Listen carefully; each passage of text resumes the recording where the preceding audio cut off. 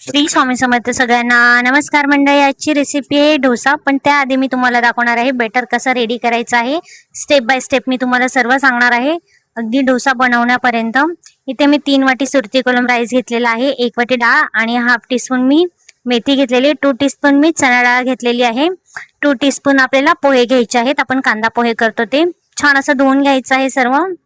आणि आपल्याला 10 तासासाठी 8 ते 9 तासासाठी सुद्धा आपण ठेवू शकतो। त्यानंतर आपण पोहे घ्यायचे, पोहे लगेच भिजतात आपले।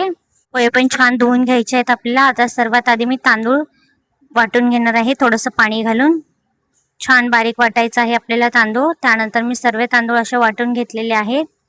त्यानंतर मी डाळ घेणार आहे वाटून।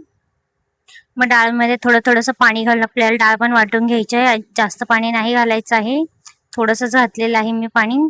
छान असं बेटर आपलं सर्व वाटून घ्यायचं आहे। त्यामध्येच पोहे पण मी तांदळामध्येच टाकले होते वाटताना।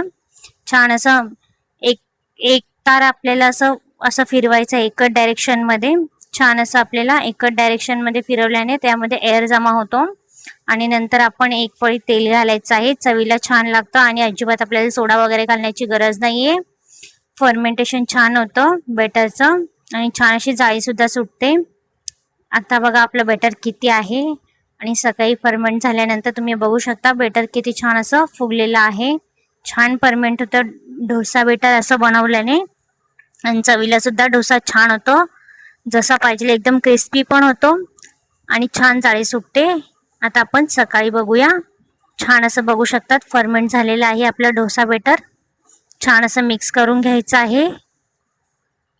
आता आपल्याला जेवढं लागणार आहे तेवढं आपण वेगळ्या टोपामध्ये काढून घ्यायचं आहे।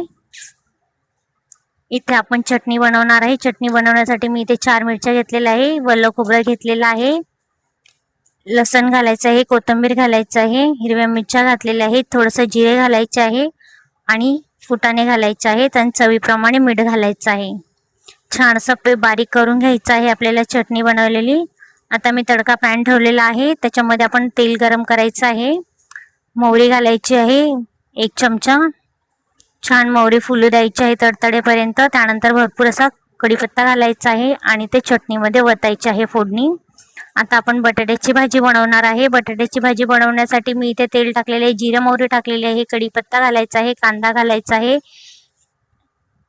आणि इथे मी ठेचा टाकलेला आहे थोडासा। छान असं मिक्स करून घ्यायचं आहे, चवीप्रमाणे मीठ घालायचं आहे, हळद घालायची आहे आणि इथे बटाटे शिजवून ठेवलेले होते ते टाकायचे आहेत आपल्याला। छान असं मिक्स करून घ्यायचं आहे, छान असं मिक्स करून घ्यायचं आहे। रेडी आहे आपली बटाट्याची भाजी सुद्धा। स्टेप बाय स्टेप आपण सर्व गोष्टी बघितलेल्या आहेत मंडळी। तर तुम्हाला माझी रेसिपी कशी वाटली, आवडली तर लाईक करा, माझ्या चॅनलला सबस्क्राईब करा। आता आपण याच्यामध्ये मीठ घालायचं आहे, छान असं मिक्स करून घ्यायचं आहे आणि पण मीठ घालायचं आहे, छान असं मिक्स करायचं आहे। मी तवा ठेवलेला आहे, हा लोखंडाचा तवा आहे मंडळी, नॉनस्टिकचा नाहीये, पण डोसे एकदम छान होतात त्याच्यावरती, एकदम जाळीदार आणि पटकन निघतात। आपल्याला फक्त 5 मिनिटासाठी प्लेट झाकून ठेवावी लागते डोसा टाकल्यानंतर आणि छान आपोआप डोसा निघतो। अजिबात मी तेल टाकलेलं नाहीये, बिना तेलाचे डोसे पटापट निघतात त्याच्यावरती। आपल्याला डोसा बनवून झाल्यानंतर त्याला तेल लावून ठेवावं लागतं तव्याला, धुवून झाल्यानंतर परत तेल लावायचं आणि ठेवून द्यायचं प्लास्टिक मध्ये घालून, मग डोसे एकदम छान निघतात त्याच्यावरती। रेडी आहे आपला डोसा। कशी वाटली मंडळी तुम्हाला माझी रेसिपी, आवडली तर लाईक करा, माझ्या चॅनलला सबस्क्राईब करा। साधा डोसा पण बनवलेला आहे, इथे चटणी आहे, बटाट्याची भाजी आहे। चला बाय, जय महाराष्ट्र मंडळी, थँक्यू।